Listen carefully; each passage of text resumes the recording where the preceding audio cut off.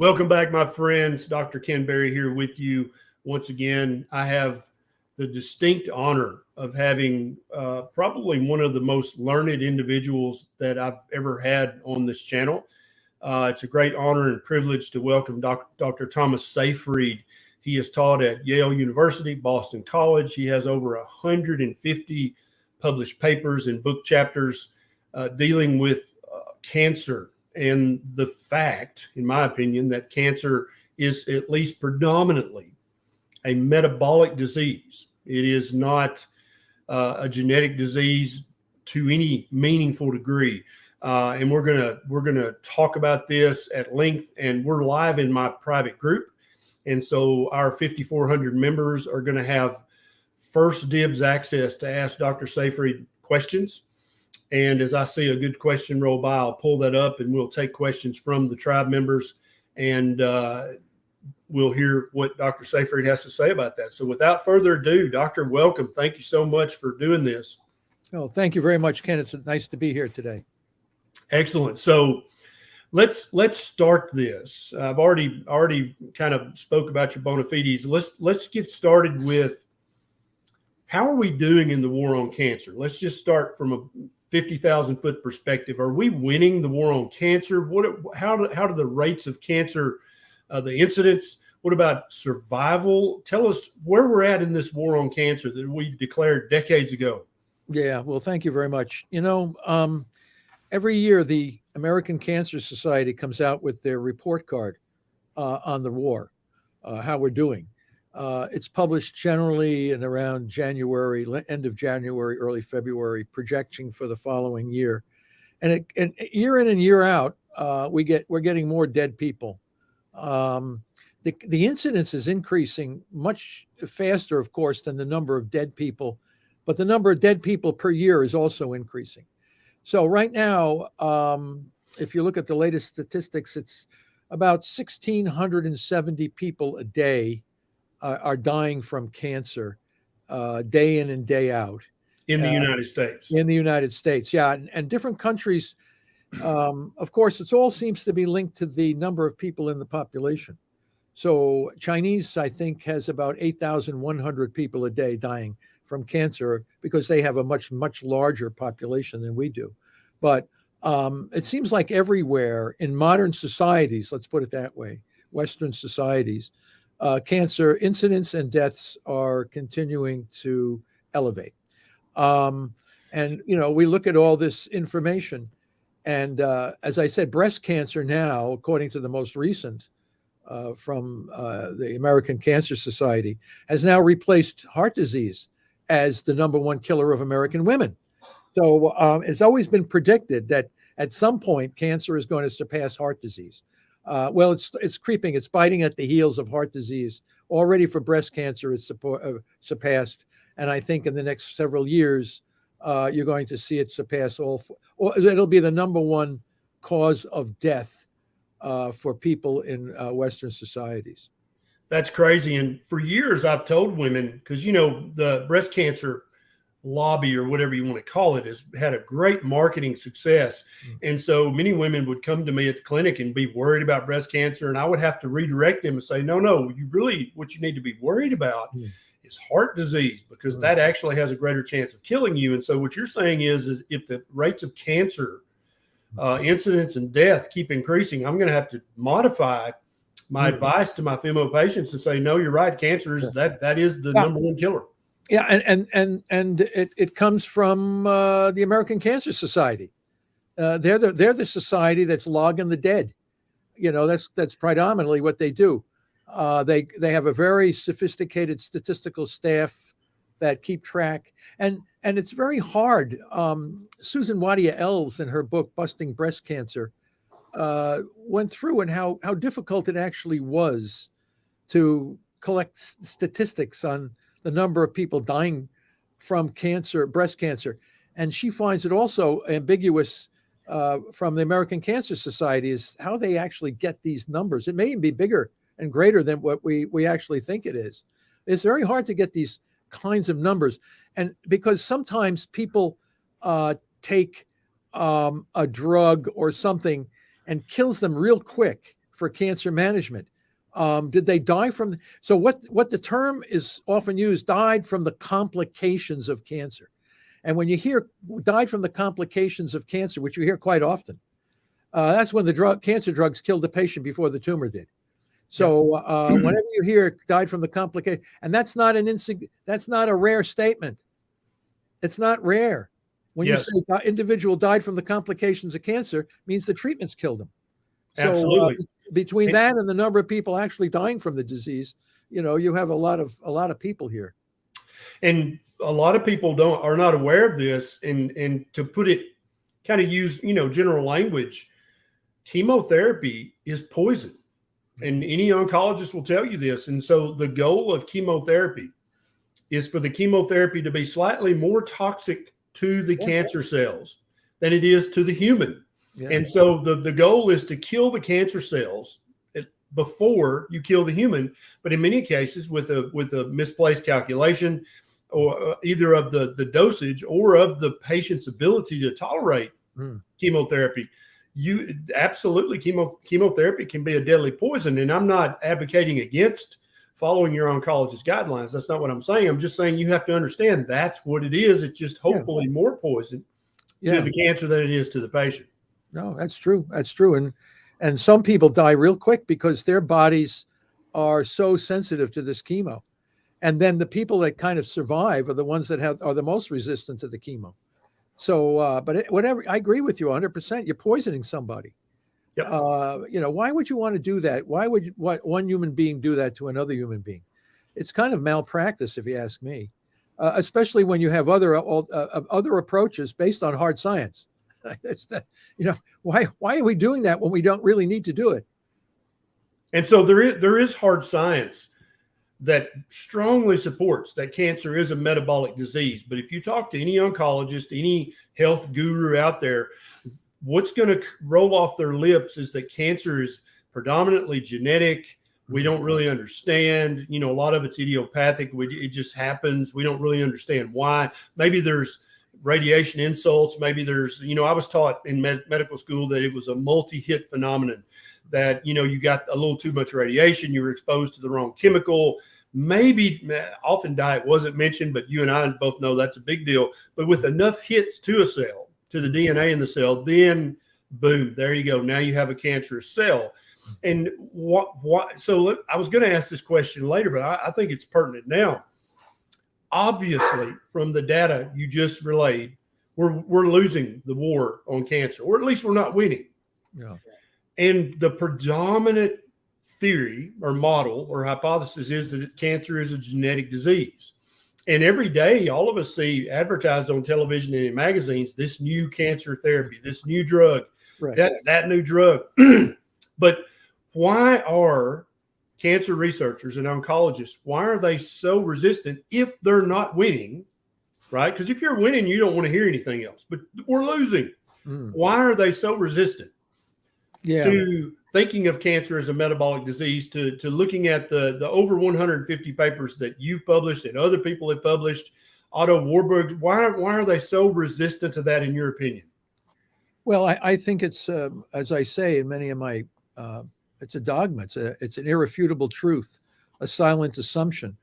When the leading scientists, several have received the Nobel Prize for their work, driving the research juggernaut industry from the National Institutes of Health, as well as all of the National Health Service from England and all of the national health organizations throughout the world in Western medicine have bought on to this idea that cancer is a genetic disease.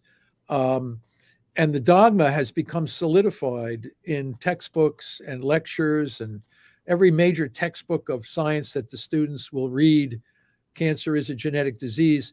If you go to the National Cancer Institute website right now and look up what cancer is, you will see a big sign, cancer is a genetic disease. So the National Cancer Society, NCI, and the NIH deal out thousands and thousands of research grants every year to scientists all over this country and other countries, studying gene sequencing, looking at mutations in various types of cancers.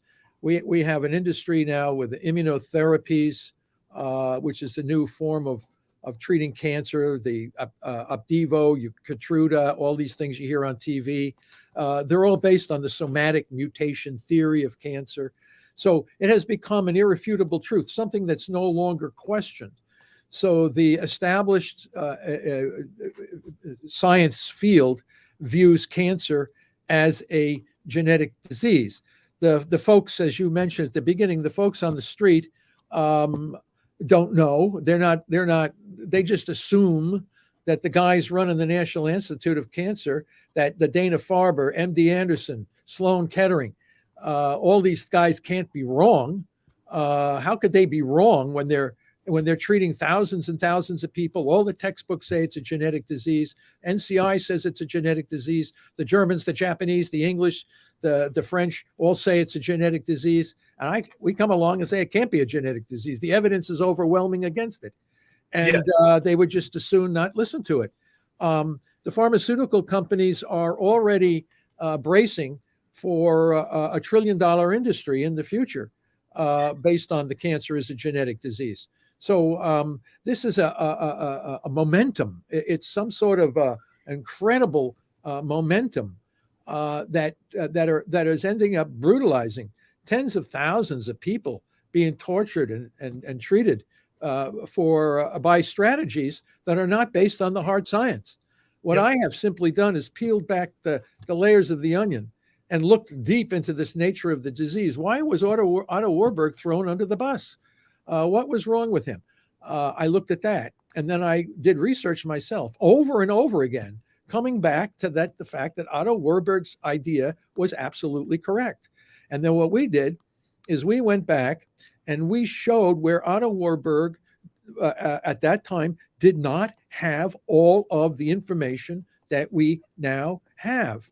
We were able to go back and show exactly where he made errors in his calculations and his assumption, but he was absolutely correct on what caused cancer. And it's the disruption of respiration within the cell. I showed, and others, that the ROS produce reactive oxygen, radical oxygen species that are carcinogenic and mutagenic. So all of the stuff that is majorly thought to be genetic is actually, it's there. It's not that we don't have mutations. The problem is their effects. They're not the cause. So and then once you realize the cancer cells cannot live without fermentation metabolism, in other words, they can live without oxygen. Okay, they're the only few cells that live without oxygen. The rest of us are all dependent on oxygen. So when you say, how are these cells living without oxygen? They're using ancient fermentation pathways. Then we know, then what do you need to drive an ancient fermentation pathway? You need two fuels only. We showed the sugar glucose and the amino acid glutamine. We interrogated the cells. We went through every kind of a food that they could eat, and we can't find anything other than these two fuels. And then when we test that on preclinical systems, we kill the cancer.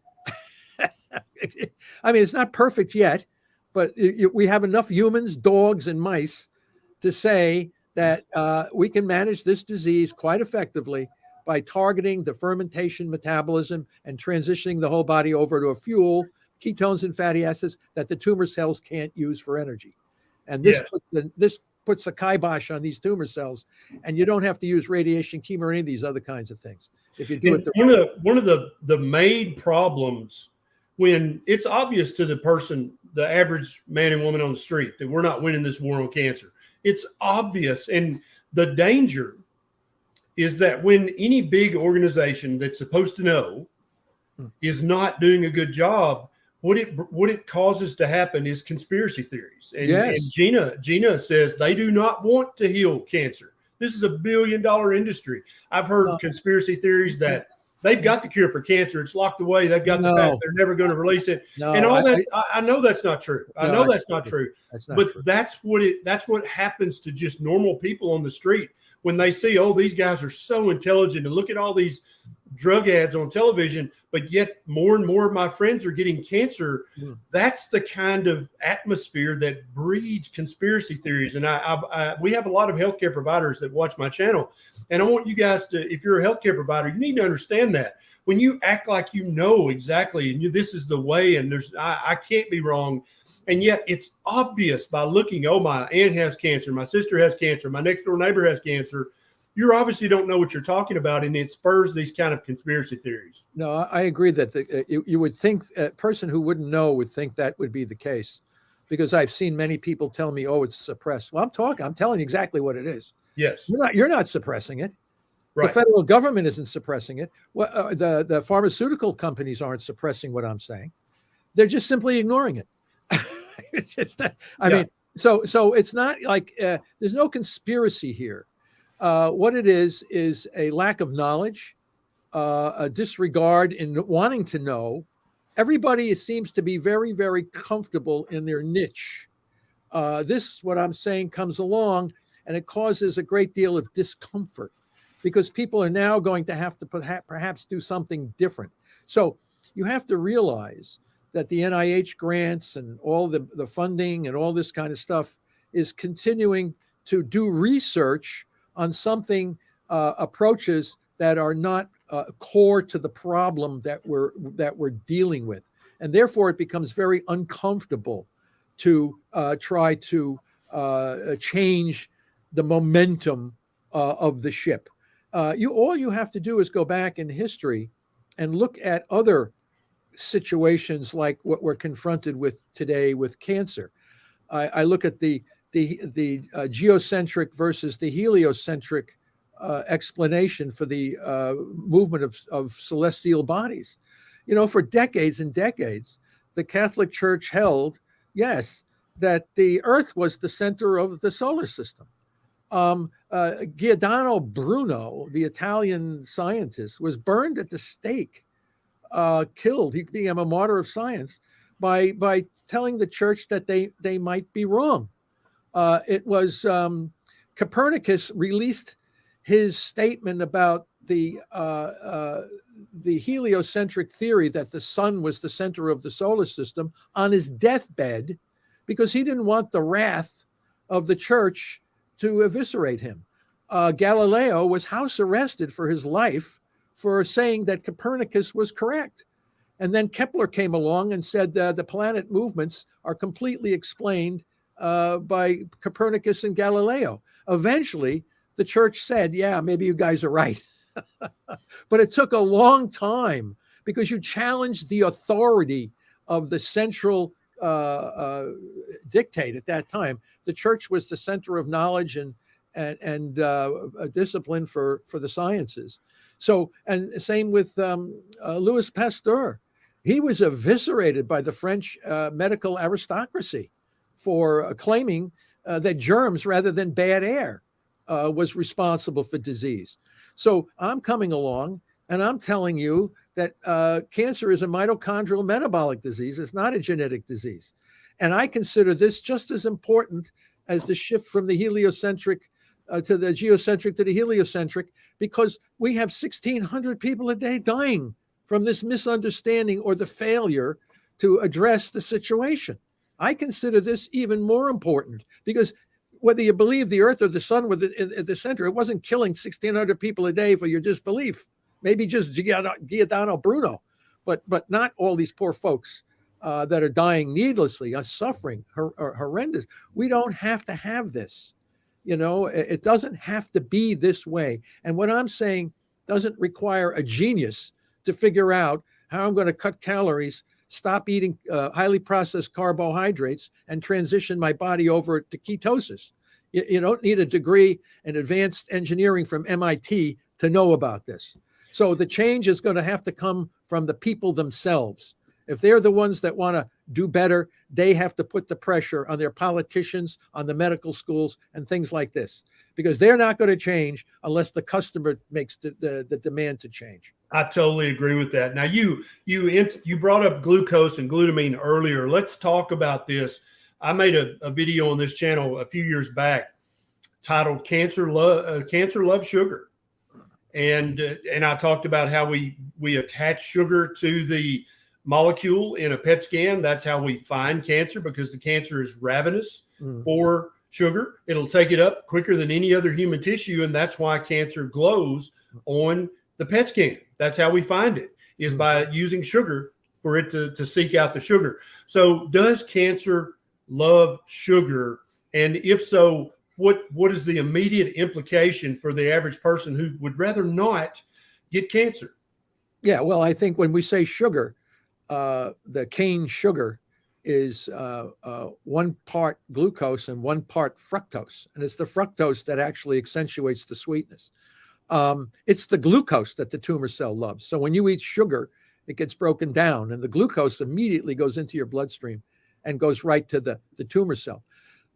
Here's the situation. The tumor cell is locked into a dysregulated growth.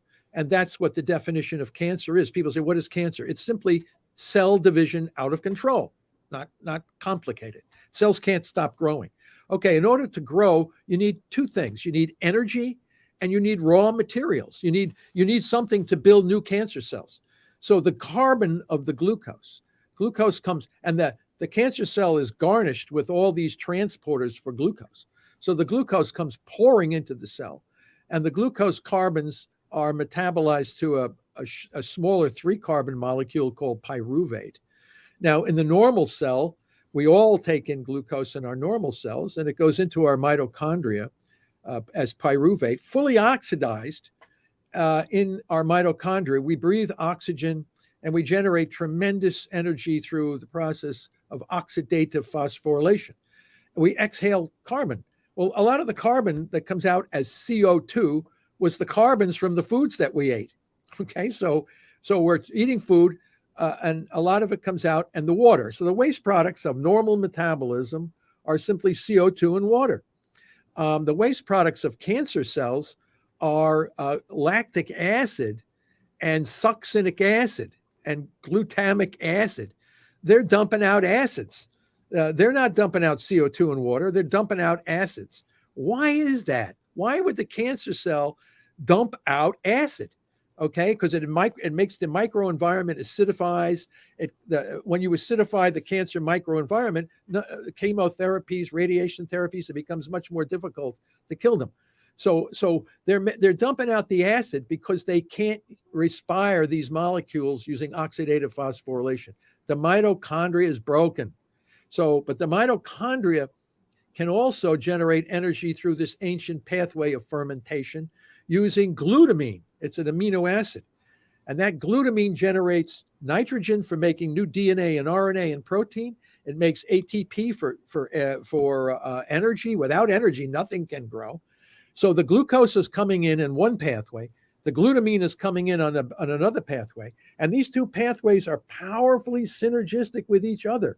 So the carbons from glucose are used to also make DNA, also protect the cancer cell against reactive oxygen species, but also allow the cancer to make proteins and lipids. So you get the nitrogen from glutamine, you get the energy from the 2 pathways, and the cancer cell is growing unregulated, continues to grow. So the only way to really effectively shut down this whole system is you have to take away the 2 fuels that these cells are absolutely dependent upon and transition the body over to a fuel that the cancer cells cannot use, which is a ketone body or fatty acid. Why? Because you need a good mitochondria to burn fatty acids and ketone bodies. The mitochondria of the cancer cell can't do that. This is not complicated. This is not complicated. I find that the guy on the street can understand this better than the guy running the National Cancer Institute. Can you believe this? I mean, it's just like, I find it astonishing. And, that's my point. That's where the conspiracy theories come from, because when you say something like you just said, that's a revolutionary statement. That is inflammatory as all get out. How can you even say that the people at Sloan Kettering or the Cancer Institute, how do they not know? How is that even possible that they don't know that? Yeah, I think a lot of them do. Okay. I mean, a lot of them do. But then they'll sidestep the situation by saying, oh, yeah, we all know cancer cells have a screwed up metabolism, but it's gene driven. It's under the gene control. No, it's not. Damn, I published a paper showing that it can't be. So that's kind of a protective. And the guy on the street doesn't know. What does he know? He's not reading the papers like I'm reading the papers every day, looking at this. So it's a sidestep. Yeah. Oh, we all know cancer is metabolic. No, everybody go to the NCI. Oh yeah, cancer is metabolic, but gene driven. No, not gene driven. It's mitochondrial driven. When someone's been diagnosed with cancer and they go to their oncologist and the oncologist says, okay, we're going to set you up for chemo and radiation. Yeah. And then after every chemo treatment, every radiation treatment, they give them a glass of OJ and they give them some cookies, some snacks, some crackers. They're actually not doing their patient any favors. No, that speaks to the fact that they lack knowledge. Okay, if you were understood the biology of the disease you were treating, you would never, ever do something like that. Okay, so if an oncologist says, oh, don't worry about eat anything you want while you're undergoing these treatments, that person lacks knowledge. That person should not be in the position they're in when they say something stupid like that. Okay. I like this guy more. Every sentence, I like him more and more. So Roxana makes a great point. In modern times, we don't burn people at the stake or eviscerate them anymore. We just destroy their career if they say something revolutionary like you're saying. What about? I'm old enough to not worry about that. Excellent. And I'm glad. I love it when somebody stops caring about their career and starts caring about, hey, let's just help men and women. Well, a very funny thing, Ken. I get a lot of positive feedback from physicians that have retired, but not as many of the guys that are working on the day to day. Sure. They say, I know you're right, 100% right, but man, when I was working, I couldn't say anything about it. But so that tells us, what I think the system prevents people from stepping off the path. They could lose their license. And there's a lot of reasons for this. There's not just one reason. I mean, I train so many kids to go to medical schools and they don't get any information on nutrition, diet therapy. They don't know how to use diet as a medical tool. They're just simply not trained. And they never heard it before. And then all of a sudden, patients come in off the street and tell the doctor, I think I should be on a water fasting for some time before I do this. What are you talking about? What do you know? You didn't go to medical school. I'm the one who paid all that money to go to medical school. I know what I'm talking about. And a lot of times they do. I mean, if you're going in for a hip replacement, knee replacement, or something like that, those folks know what they're doing, but when it comes to cancer, it's a totally different ballgame. Most of those poor folks are clueless as to the very biology. And the guys at the NIH and at big hospitals, they're all running trials on drugs that are all based on the somatic mutation theory of cancer. And if the somatic mutation theory of cancer is not correct, then the stuff they're giving you is not ultimately going to be the solution to the problem. I totally agree. Yeah. You got 1,600 people a day dying every day in the country from a lack of knowledge and a resistance to change the system. Now, one thing that cancer researchers, oncologists, and almost everybody in the healthcare field knows for a fact, Dr. Seyfried, is that red meat and processed meat cause cancer, or at least increase your risk of cancer. Has that pathway, has that been really mapped out so that we know that conclusively? Red meat causes cancer. What do you think about that? It's bullshit. I mean, it's absurd. We evolved. But tell us from your learned perspective, how is that bullshit? And why, if it is bullshit, why in the hell are they saying this? Because, well, first of all, we evolved in the Paleolithic times to kill and eat animals. If we didn't go out and kill and eat animals, we would not today exist as a species. No one was growing corn, wheat, or any of that time. I mean, you were hunter-gatherers. The Plains Indians would follow the buffaloes around. These are the aboriginal kinds of people. You would kill whatever, Africans, bushmeat, you name it. Whatever walked or crawled, our species was able to eat. Would we eat a vegetable if it were a ripe fruit? Of course. We're omnivorous. We can eat anything. If you eat meat every day that is hormonally prepared, not natural, you could put yourself at risk for some kinds of problems. Oftentimes, people aren't sitting down and eating 4 pounds of meat. They got a big potato, a bowl of rice, and some bread with butter on it right next to it, followed off by something else. So you have a high-fat, high-carbohydrate diet. That's not good. Our ancestors had very little opportunity for highly processed carbo and zero. Ultra-processed carbo foods didn't exist. And Albert Schweitzer, the great humanitarian physician, found that in the African tribes, there was no cancer. They never found cancer. The Eskimos, they said, oh, Eskimos are completely resistant. Eskimos never get cancer. So all of the Aboriginal tribes of our ancestors, don't forget, they're all our ancestors. Yes. They had no cancer.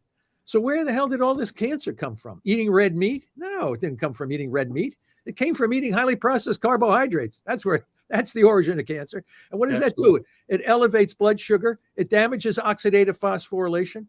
The obesity epidemic is evolution in action. What you're seeing is that our genes are our genetics is so tuned to store energy. If we weren't able to store energy in the form of fat, we'd have been wiped out on the first ice ages and things. Famines would have wiped us out.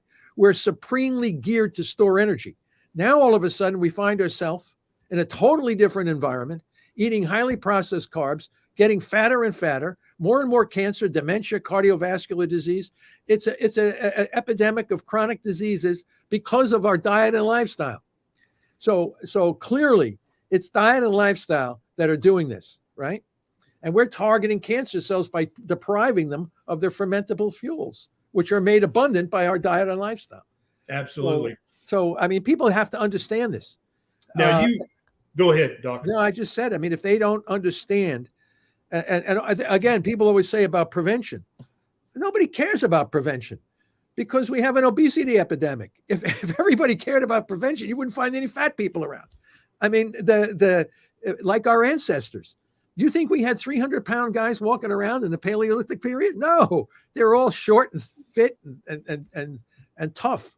You know, they didn't have the body weights, the sizes and things that we have today. Absolutely. And what Dr. Seyfried is saying is exactly correct. I've made it my mission over the last several years to really dig into the archaeology literature and the anthropology literature and even the paleoanthropological literature. And before 200 years ago, now maybe not even that long in some cultures, cancer was just literally unheard of. There would be one person in the village that got cancer, and that was it. And when we look at the fossil evidence, there's just no indication that cancer was anywhere nearly as ubiquitous almost these days. And so, yeah, he's exactly right. There just was no such thing as cancer. And people that looked at kind of sequestered cultures like the Inuit and like the small tribes scattered around South America, Africa, Australia, that were eating an Aboriginal diet that was as much meat as they could possibly get their hands on. And then they would fill it in with tubers and nuts and berries and other things. Cancer was just non-existent. And so it has to be something in the modern society. Now, you say a very interesting thing, and this is going to get very nerdy very quick. You say that cancer progression is Lamarckian, not Darwinian. And I've read enough animal biology and evolutionary biology to know what you mean by that. But I want you to explain to the average person, what do you mean by such a statement? Yeah, it's a very interesting from Lamarck, who preceded Darwin.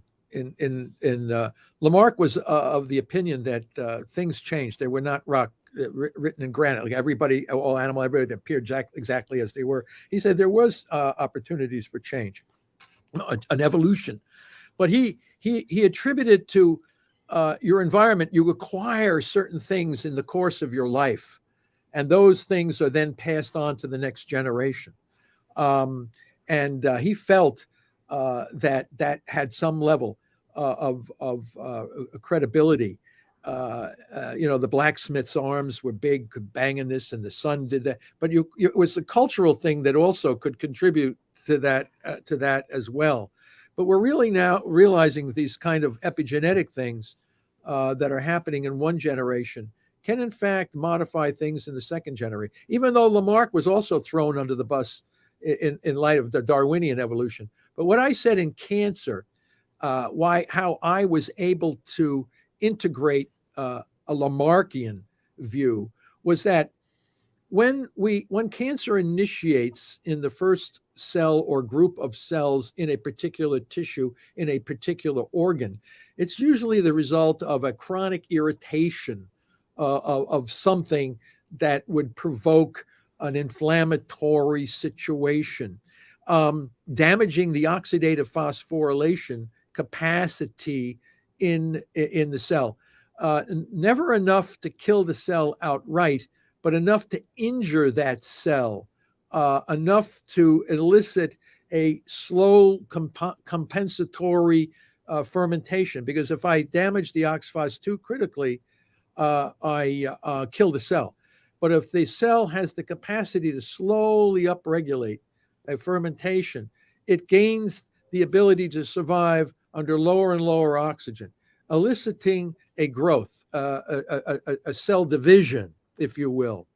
At first, the cell division is very, very slow. The organelle that controls the cell cycle is, in fact, the mitochondrion. The mitochondrion in the cell controls the cell cycle. That the differentiated state of the cell in our liver, our kidneys, wherever it is, we have cells that perform a vital function day in and day out. They're not dividing. Only they would divide if they had to be replaced. And it's a very regulated division controlled by the energy of the cell, which is the mitochondria. So if we have cells that the mitochondria become slightly injured, these cells then start to lose, the cell starts to deviate from its differentiated resting state. And each division that goes by, if the chronic irritation is not removed and persists, the cells slowly do a little bit more division, slower and slower eventually. So what happens is that when the cell divides, that damaged mitochondria is passed on to the daughter cells in the mitotic activity. So each cell division passes on to some degree, some damage in that mitochondria. It's acquired. As the cell becomes more and more fermentative, the microenvironment becomes a little bit more acidic.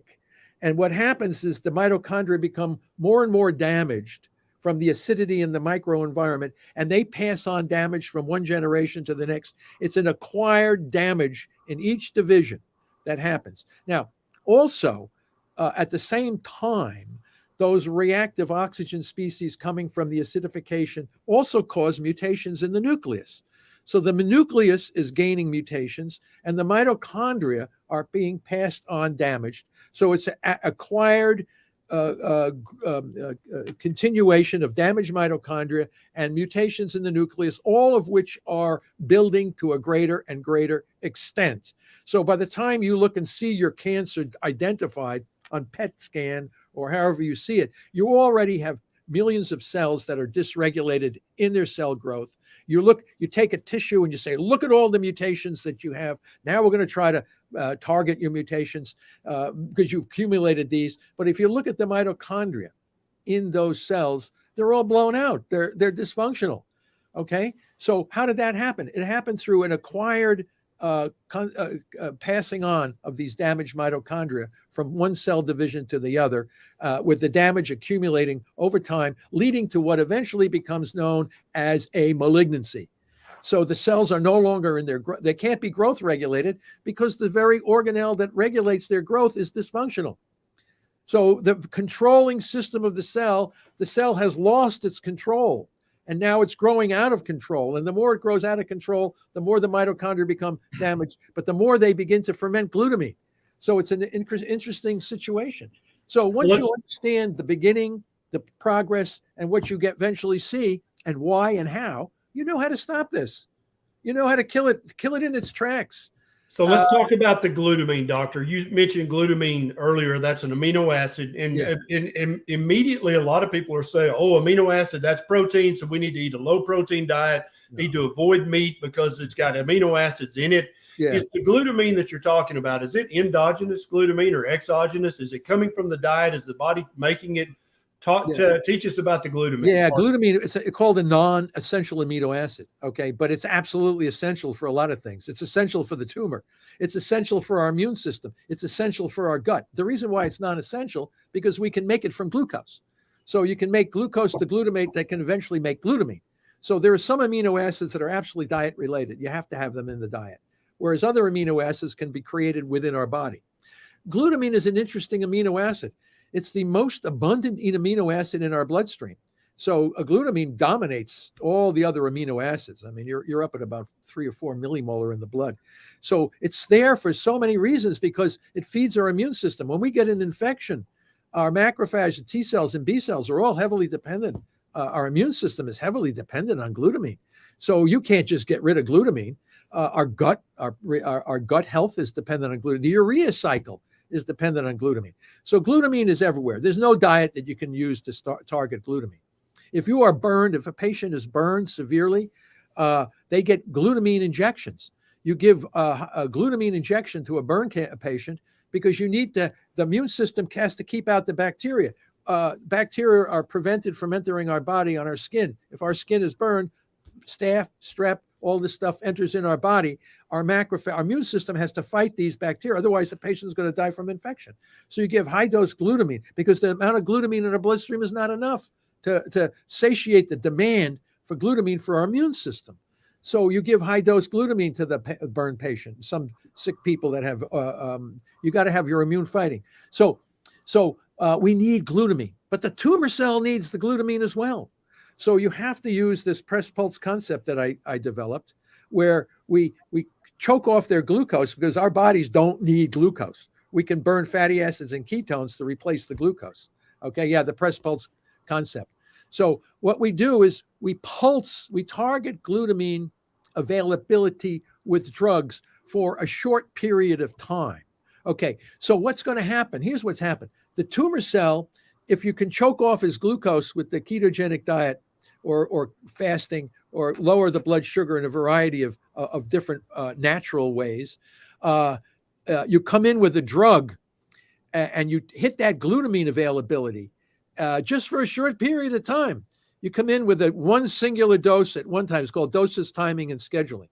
You slaughter a whole buttload of these tumor cells. But then you got to pull that drug back because if you keep it on, you're going to paralyze your very immune system that's needed to remove the corpses.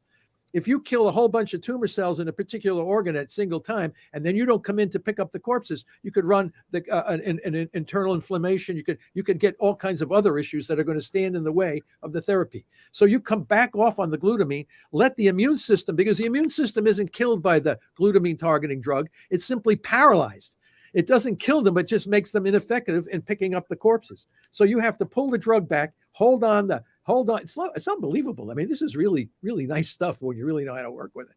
And you let the immune system pick up the dead bodies. And of course, some of those cancer cells will grow just a little bit.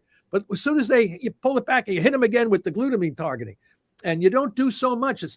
Patients don't have to lose their hair. They don't have to lose all this stuff. So what we do, like you can see here on the diagram, the guy comes into the clinic.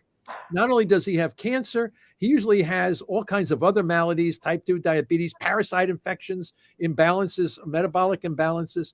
So we have to bring that person back into some normalcy of metabolic homeostasis. We got to get that guy back in some level of shape. And we start hitting them with ketogenic restricted diets, zero carb diets, water only fasting, this kind of stuff. Blood sugar goes down, ketones go up. The guy starts to feel a little bit better. Then we come in with the pulsing. So, and we also use stress management, music. People are all stressed out with cancer, so their blood sugar is high because of the cortisol. So you have to be careful. Excuse me. I got to drink some water. I get so excited about this, I can't talk. I love it. I love it. So what happens then? We bring this guy to a managed state. It's not so critical now. So how do you feel? I feel pretty good. The guy says, hey, I'm feeling all right. I'm a little hungry maybe, but my energy is coming back. I don't feel so bad. And then we strategically target slowly by dosage, timing, and scheduling. We can bring that guy. Now, some of these people that we work with, they stay in the yellow zone for long periods of time, which means that their cancer is not resolved. It's just put into a dormant state. Their quality of life is pretty good, but they always got the angel of death looking over their shoulder. So they say, whoa, geez, I got to be careful about this. Every time I do a PET scan or I see something there, but I feel good. You know, I'm not crippled. My quality of life is pretty good. And they could stay in that semi-managed zone for long periods of time. It's the green zone, which is resolution. That's the point where this guy's been going for so long. The only way we can know resolution is if someone at say 45 years old, 50 years of age, has a malignant cancer. We put it under metabolic control, never knowing whether he's fully resolved or not. He dies at 98 from old age. The cancer never came back. Okay, he was cured. But other than that, you would never know. So it takes a minute to figure that out. Yeah, I mean, do you want to live longer with a higher quality of life? That's what you have to ask. People have to ask themselves. Now, is this 100% effective? No. Is it better than any of the current therapies? I would say yes. Okay, you're not going to lose hair. You're not going to bleed from all orifices of your body. I mean, I don't know anybody who had hyperprogressive disease from ketogenic metabolic therapy. I know a lot of people who've died real quick from immunotherapies. Well, hyperprogressive disease where the drug kills you before the tumor can. And if you're right about the ketosis and the dropping the sugar out, if you're right about the science behind that it's going to be virtually impossible for the cancer to ultimately be victorious. Now, this is an interesting question. Well, wait, Ken. Go ahead. Yes, sir. Go ahead. Not always, because some people fall. They say, that would happen to our first GBM patient. She was under complete control with metabolic therapy, and we did the scans on her brain, complete gone. You know, everything. We couldn't see any with a CAT scan, but or MRI. You couldn't see anything. But that doesn't mean the cancer cells weren't there. As soon as she got off metabolic therapy, she went out eating high carbohydrate foods. It came roaring back.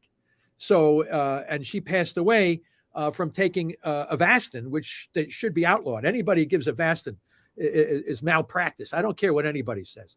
I've seen enough of that to be no, that doesn't work. It can actually hurt you in so many ways, and yet they give it to these poor folks. I've got a question coming up about the cancer treatment medications, but JM says she was diagnosed having the BRCA1 gene. And as you know, many women will have a preemptive mastectomy. They will have their breasts removed, thinking that that's necessary to prevent breast cancer because they've got this gene that guarantees that they're going to have breast cancer. To talk to us about this, if someone has a family history, like, oh, mom had breast cancer and they checked her genetics, she's got the BRCA1, I've got it. Should I have a mastectomy? Yeah, great question, because that's a secondary cause of cancer, not the primary cause. Okay, there's BRCA1 is penetrant. That means if you have the gene, what is the probability that you're going to get cancer from the gene? It's about 55, 60%, sometimes 45. But that means there's 40 to 50% of the women that have the mutation never get cancer. So a primary cause is when you have the defect, and that defect is always associated with neoplasia.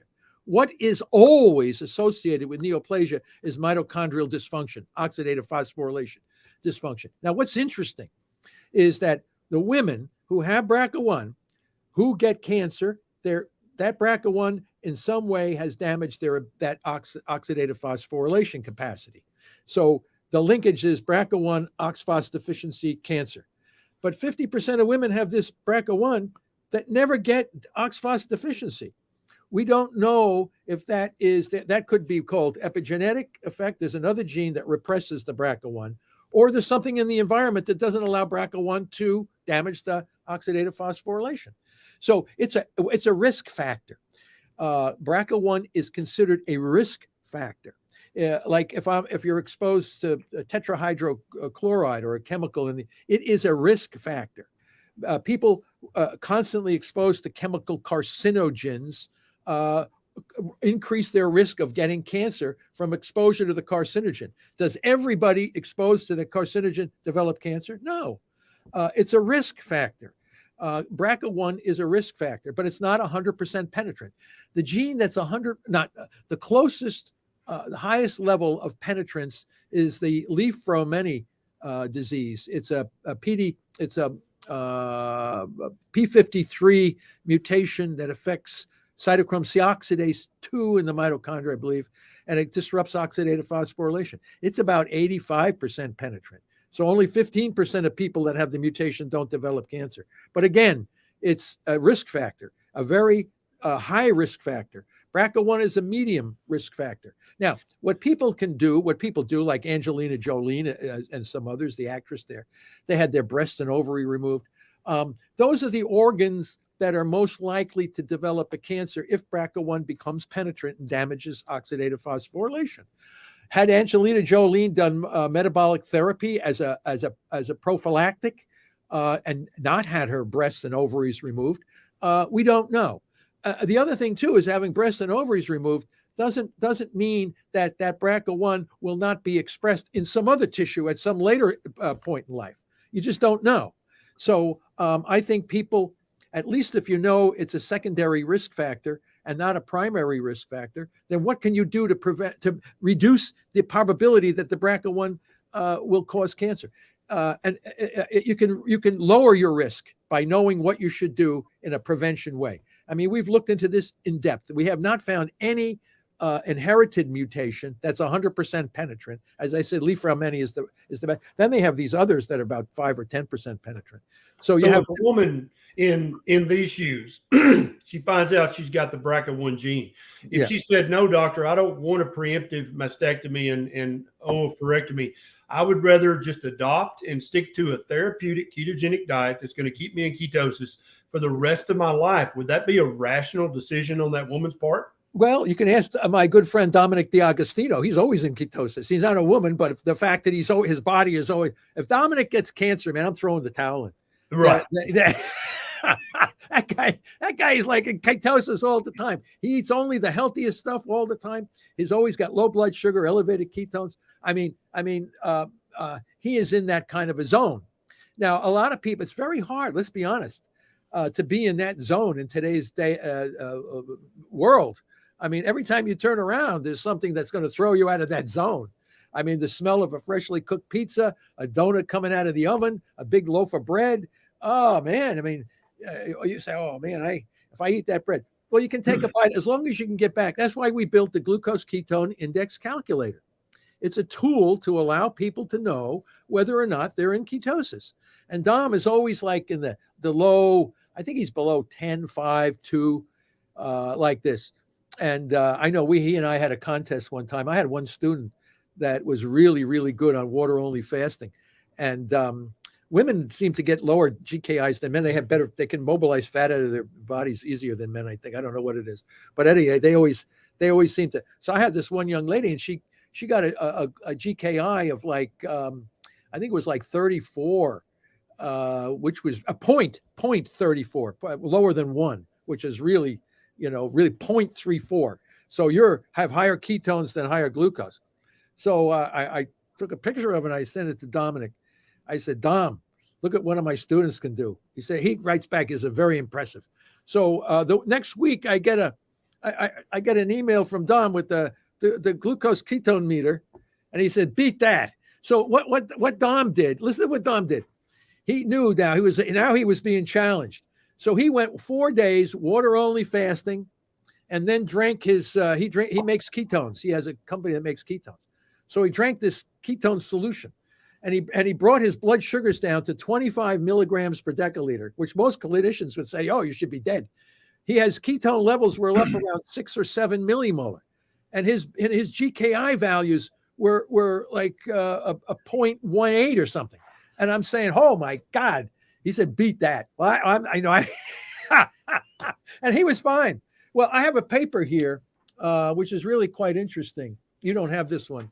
This is an interesting paper by Drenick's group. So what Drenick did.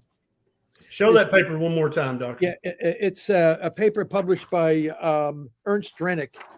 Can you see it there? Yeah. Can you see it there, Ken? I don't know where you went. Let's see. Anyway, my viewers are funny. They love to look stuff up and actually read papers. Yeah, we'll have them read the Drenick paper. Nothing more exciting. So what Drenick did is he took these morbidly obese folks, 9 obese subjects they all had hypo. So he fasted them for 21 days. I think it was 21 days. Water only fasting, 21 days. And of course, their blood sugar go down and their ketones go up.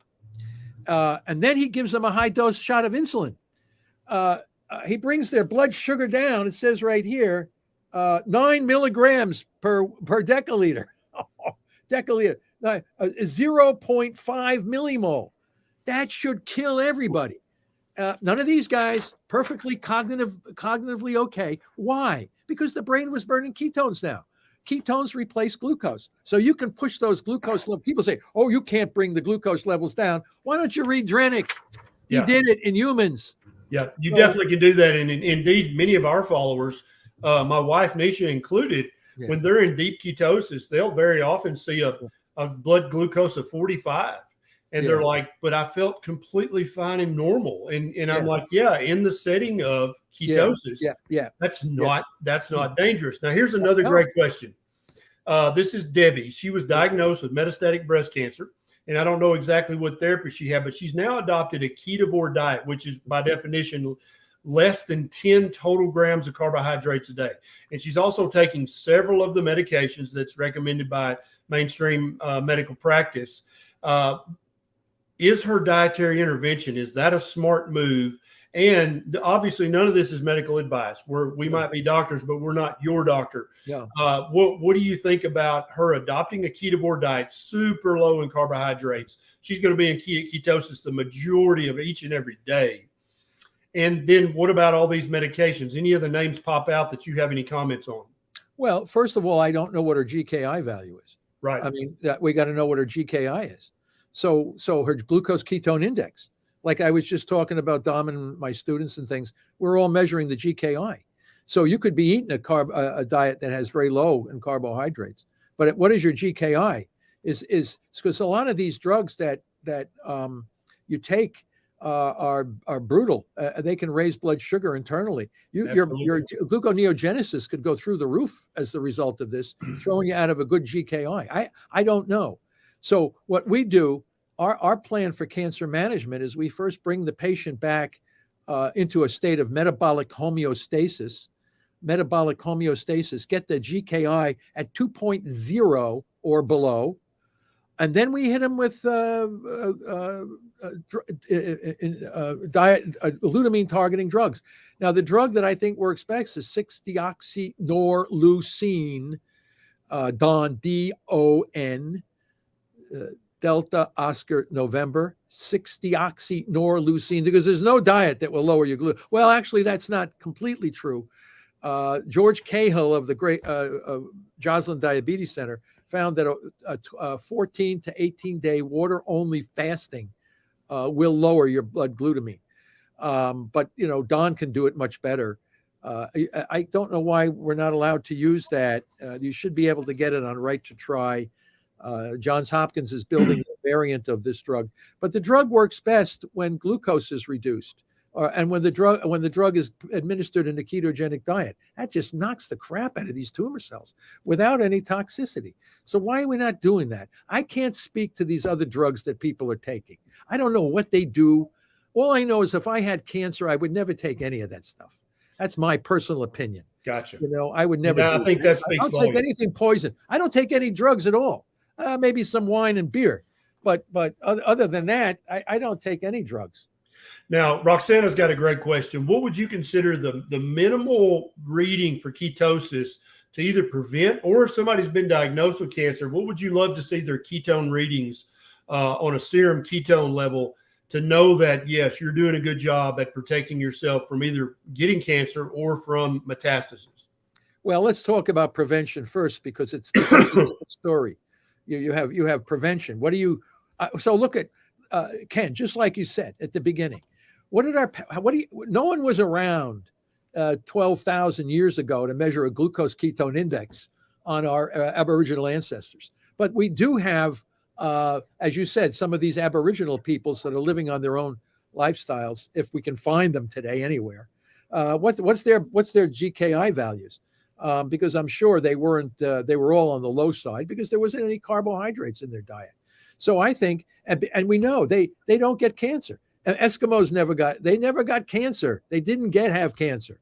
So what was their GKI during that period of time? They had no highly processed carbohydrates in their food chain. It was all natural meats, berries, nuts, whatever they could find, they would eat it. So that would prevent. Obviously, those people never got cancer. So clearly, they were prevented from getting cancer. So I don't know. Now, as far as having cancer and then trying to get into that's what our press pulse strategy is. That works with the person that has cancer. How can we bring their body back into metabolic homeostasis? And as I said, we did it with the dog that we just published the paper showing how that dog cancer was completely eliminated from a malignant mast cell tumor just by changing the diet and calorie restricting the natural diet. Just blasted the tumor off the dog's face. So, and a lot of people are showing me similar evidence. Yeah, I read the paper. It was a moving Twitter post that you made. The before and after picture of the dog's snout was just amazing. Let me ask you this. You brought up Dom D'Agostino and his ketones. Do you think that in the treatment of cancer that exogenous ketones play a meaningful role versus the endogenous ketones that we can all create ourselves just by eating a very, very low carbohydrate ketogenic diet? Yeah, I think so. And that's like it's like a supercharger to something you're already doing yourself. My concern, and I think you'll have to talk to Dom about this, is what are the best exogenous ketones? Because there's a lot of stuff on the market that's not right. Everybody wants to jump into this stuff, trying to, the salesman's kind of stuff. Some of the stuff is bogus. You really should have no sugar at all or sweeteners. You got to really reduce a lot of this kind of stuff. Always double check your glucose ketone index yourself. Use the Keto Mojo meter that you can buy on Amazon. Everybody should have one, I think. A lot of health nuts guys are lifting weights and they're running and doing all this stuff. They're measuring their GKI a lot now. I made it for the cancer patients. I wasn't making it for CrossFit people, but they're using it to say, look how healthy I can get when I have my sugar low and my ketones elevated. They get into this new Paleolithic state of existence and they feel like they're going to go out and, wrestle down a buffalo, something. I don't know. These Absolutely. guys are. Yeah, Can you spell Drenig? Mitzi's trying to look this paper up. Drenig. Yeah. Here it is again. Let me see how I can get it here. Can you see it there? Drenig. Ernst Drenig. Drenick. Thank you. Perfect. And this was published in the 1972, the Journal of Clinical Investigation, which is a top medical journal. Excellent. Now let's talk to the man and woman in the street, Dr. Seyfried. They've listened to our discussion, and they're like, okay, so what are the 5 simple things that I should do if I would like to slash my risk of developing cancer? And indeed, what can I do for my family to decrease their risk of cancer? What about my friends, my loved ones, my neighbor across the street? What are the 4 or 5 or 6 or 7 just basic things that you need to stop doing or start doing that are going to have a tremendous effect on lowering your risk of developing cancer? Yeah, well, I think since we know what causes cancer, we would try to avoid the risk factors that cause cancer. And I think the singular biggest thing is ultra processed carbohydrates in the diet, okay, which is everywhere.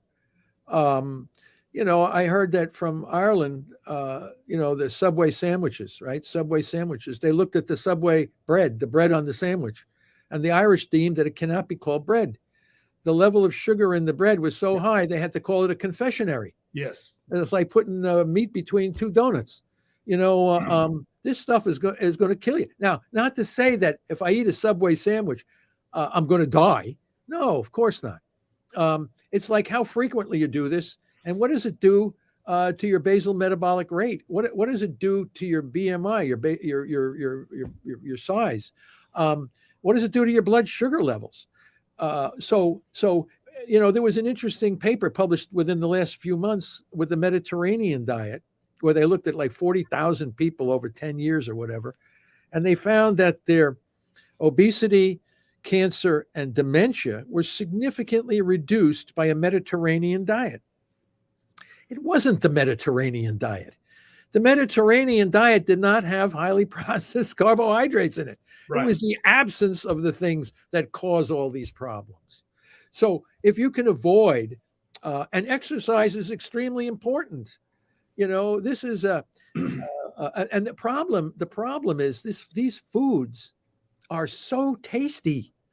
Listen, was last year, I had a McDonald's hamburger for the first time in like 3 years, because the kids were upset. They needed some food. We had to get off the highway. The only thing there was a McDonald's. So I said to my wife, well, we'll get one of these things. I hadn't had one in like 3 years. I said, I ate this McDonald's. It was so damn good. I was trembling while I was eating it. It's not like they're making it so you can't eat it. The best things that you like are, not to say that, a McDonald's hamburger is ever going to kill you. Of course not. But the problem is, it's the constant barrage on your body of highly processed carbohydrate foods clearly is the number one risk factor for dementia, cancer, diabetes, cardiovascular disease. Almost all the major chronic diseases are coming from what we're eating, right? I mean, not hard, but it's the eating the stuff that we love the most. And it's also cheap relative to healthy stuff. So, folks that may not have a means and they're living hand to mouth, I mean, this may be the only nutrition they get. And they put themselves at risk, unfortunately. And they have all of these kinds of problems. It's really our society, our Western civilization. The evidence is so overwhelming. Cancer comes because we're the ones eating. And as I said, the pharmaceutical company and the federal government are not forcing us to eat high carbohydrate foods. That's true. They might do a better job at letting us know the hazards. They certainly let us know about smoking, yes. Right? But someone engorging themselves on hamburgers is not putting you sitting next to that person at risk for getting diabetes, where secondhand smoke could. Therefore, the society went into a big thing. Cut down secondhand smoke. We stopped smoking. We made it, we made it not right to sit and put someone else's life at risk. Yes. However, when you consider the burden on our healthcare industry and the very lifeblood of this country going into taking care of people that have abused themselves by eating all this stuff, all that billions and billions of dollars going into cancer, diabetes, cardiovascular disease. Think if we put that into education, roads, the military, all kinds of things that would benefit our society. And yet we're throwing it into people who are no fault of their own, just driven to eat all this crazy stuff. So it's a societal thing. People just need to be aware of it. I'm not telling people don't eat McDonald's and donuts and Subway sandwiches and all that. Just know that there is a risk in doing that all the time and not exercising. If you're not exercising, you're sitting around on the computer, you're going to get fat, you're going to get demented, and you're going to get diabetes, and you're going to die earlier than other people who don't do that. Another thing in the modern diet that there was none of it, zero, is industrialized processed vegetable seed oils, canola, soybean. In your research and in your reading, have you seen a connection with the inflammation that I believe is caused by the industrially processed vegetable seed oils and rates of cancer? Yeah, well, I don't know enough about that to speak to because I haven't done any studies on seed oils. So I don't, our job is to kill off cancer cells by depriving them of their fuels. I'm not looking into whether eating seed oils gave you the cancer in the first place. All I know is if it's the highly processed carbohydrate foods, maybe seed oils can make them worse. I don't know, but certainly it's not going to be, in my mind, the number one issue. Not to say that they're healthy, they're unhealthy. I mean, you can cook and fry a lot of stuff in these oils, which probably aren't the best thing for you. But if you have that blood sugar elevated, you're gonna lead to systemic inflammation. Seed oils may push that a little bit further. I don't know, but Gotcha. But how many people? How you gonna chug a bottle of seed oil? I mean, give me. I mean, I don't know what people are doing out there. I don't eat seed. I mean, maybe fried foods are in seed oils, right? But it's just these kinds of things. I got you. So your number one recommendation for just the average man and woman walking the street, if you want to slash your risk of developing cancer, you need to eliminate highly processed carbohydrate food. Or not eliminate them, but significantly reduce them. Gotcha. And then what about your overall carbohydrate intake on a daily basis? Would you recommend a low carb diet, a ketogenic diet on a daily basis to reduce the risk of cancer? Well, I think, as I said, like you said at the beginning, what did the Aboriginals do? They never got cancer. So they never had any highly processed carbs. That's their society. Every time you turn the corner, we got a fast food store on the corner. It's convenient. It's easy. Think about what we're doing today. We're all on the run. We're sitting in traffic. How many millions of our citizens are sitting in traffic, not exercising? And they run home. The kids are in school all day. The husband, the wife, they're both working. What are they going to do? Sit down and say, okay, let's go out in the backyard and slaughter that goat. We're going to have him tonight. No. Right. And so what I do when I'm in a pinch, we got DoorDash now. They even come to you. They drop the food off. Absolutely. But you know what? The customer is in charge of what they actually put in their mouth. And so when I'm in a pinch and I go by McDonald's, I'll get 6 or 7 of the quarter-pound hamburger patties and then some of the zero-carb mustard. Yeah. That's what I eat in a pinch. I never eat the fries or the bun. Yeah. It's the fries and the buns that make it so good, though. For some people, yeah. But you know what? What tastes better to me than eating the fries and the bun and the sugar-laden ketchup? Yeah. Not having cancer. That tastes better to me long term. People all roll the dice. We're all hoping we never get cancer. It's just the way life is, man. You're just going to, all of a sudden I got cancer. Now what am I going to do? Now that's where our metabolic therapies come in. To take care of it, bring your body back into a state of homeostasis, and try to beat it naturally. I've seen so many people do so well.